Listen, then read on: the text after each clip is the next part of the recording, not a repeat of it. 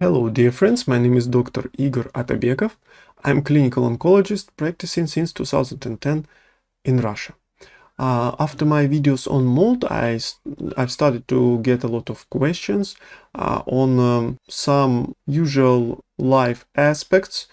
For example, how to get rid of the mold in your fridge. Let's compare the methods, let's talk about the main steps, and let's talk about chemical and physical methods of getting rid of the mold. So let's get started.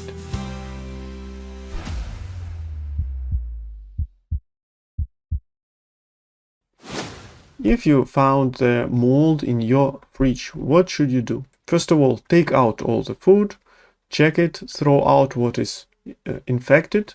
Then you can use different chemical and safe substances to clean your fridge inside.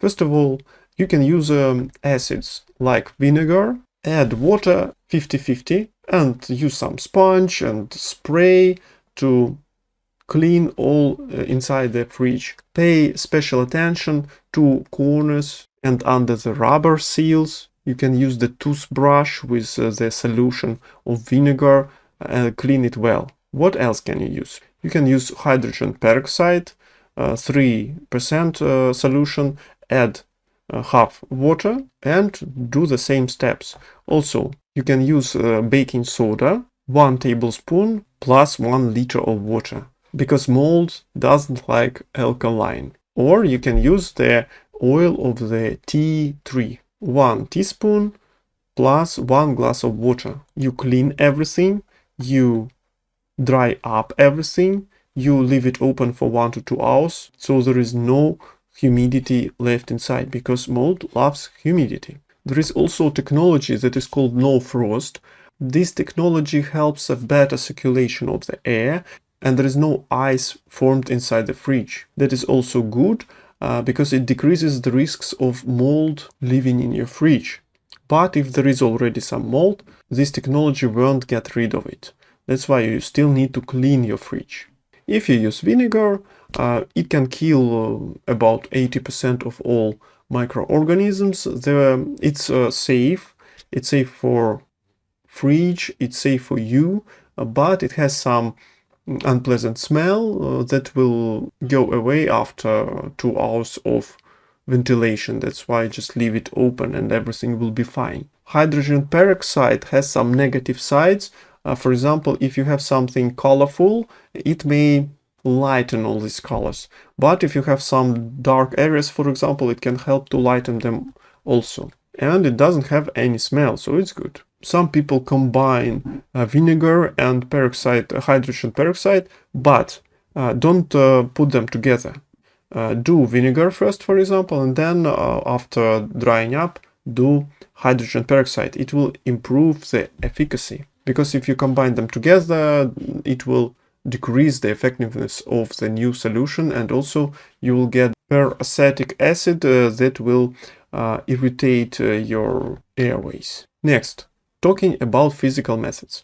After you cleaned everything, it's very good if you can use some physical methods to kill all the remaining spores maybe flying in the air. First method is, of course, UV light. UV light C fraction. Here you can see from 200 to 280 nanometers. It's a length of wave.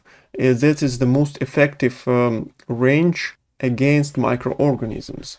UV light destroys DNA, damages DNA of the microorganisms, and they will die. You need to use it for 30 to 60 minutes, and then you need to open the window and provide a good ventilation of your kitchen. The problem is it kills everything where the light directly reaches, but all the shadow areas, they won't be processed, unfortunately.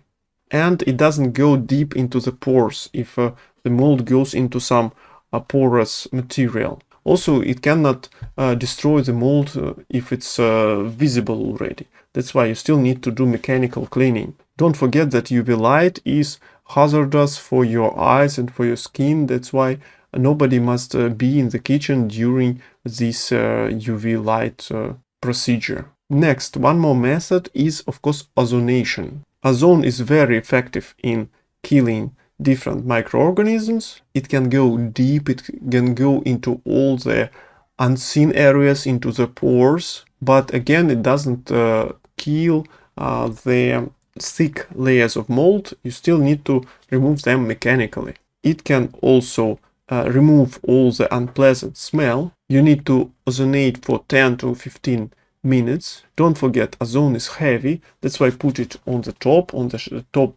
highest shelf.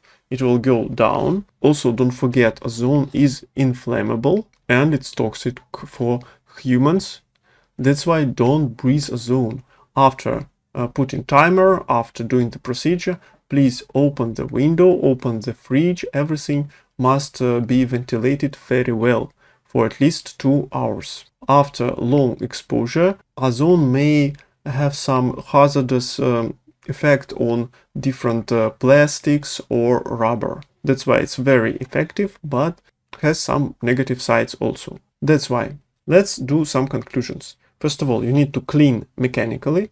You need to keep the area dry. Keep your food in containers without spilling. Check your food. If something is getting mold, throw it out because it will contaminate everything. Then after mechanical washing, after hydrogen peroxide or vinegar or lemon juice or baking soda, you can use physical methods like ultraviolet light or ozone. And it's quite a good idea to clean your fridge at least once a month as a prophylaxis. If you have no frost fridge, perhaps you can do it more rarely. Thanks to everyone who watched this video, who share it, and who supports this channel. If you want to join them, please see the links under this video.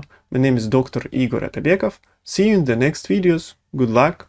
God bless you. Goodbye. Don't be